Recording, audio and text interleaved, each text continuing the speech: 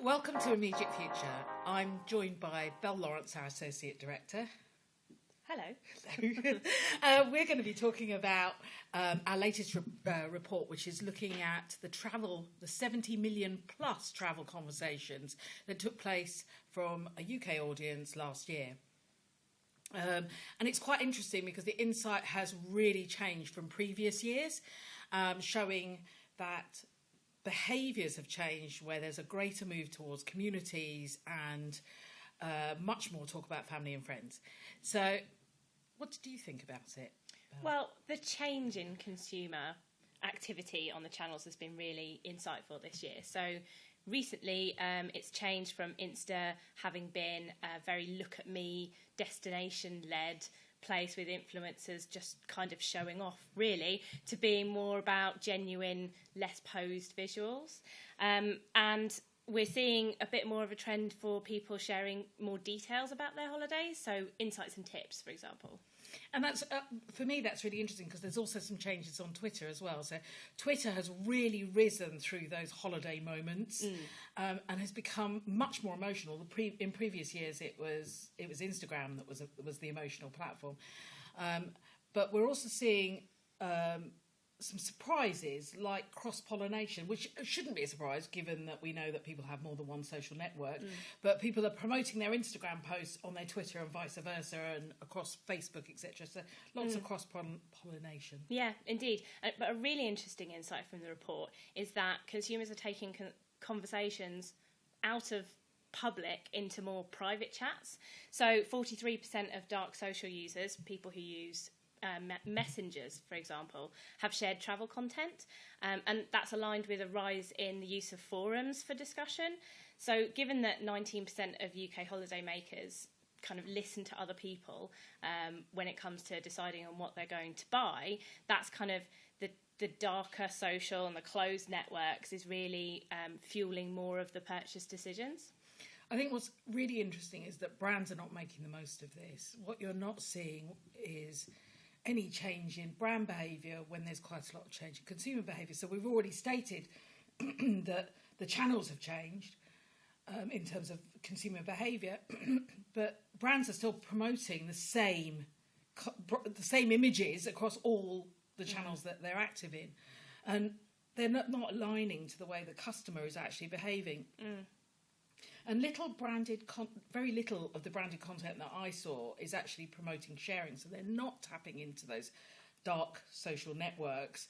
And given that the Global Web Index stats show that 63% of leisure travellers in Messenger and 61% in WhatsApp are actually talking about travel or activities around travel, you'd think this was the next step. So why do you think that is? Why is it brands haven't kind of... I think there's probably three reasons. The first I would say is planning. So the travel marketing industry a little bit does still tend to lean on the kind of standard peak booking times, and then campaigns will be built around that with discounts and sales and things like that. So that approach, it can have short-term kind of immediate impact on the bottom line for the brands, but it's not allowing for a strategy that sees a brand get deeper into conversations with the customer, engaging with them, kind of learning a bit more about them. Secondly, I think, as you said, the industry can be a bit lazy and kind of lean on samey creatives and messages, too much blue sea and blue skies and sunshine, and that's kind of it. So in all those 70 million conversations, just so many brands are just not getting the cut through they need. It's quite obvious to see when you do a bit of research that happens really often. And then finally, I think there's quite a lack of investment in social. That's interesting, that point on lack of investment. And it feels sometimes, having looked at all the data, that social media is a tick box exercise. Can be. I mean, hashtag not all travel brands, right? Okay.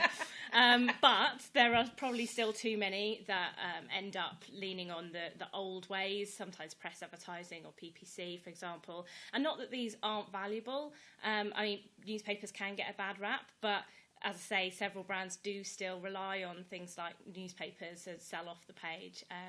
for direct response.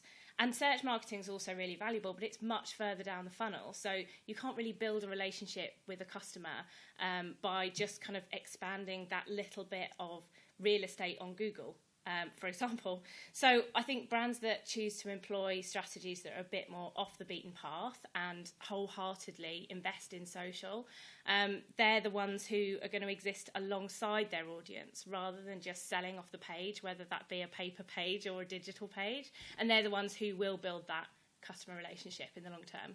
And filling up the top of the funnel, isn't it? Because branding is more important than ever before.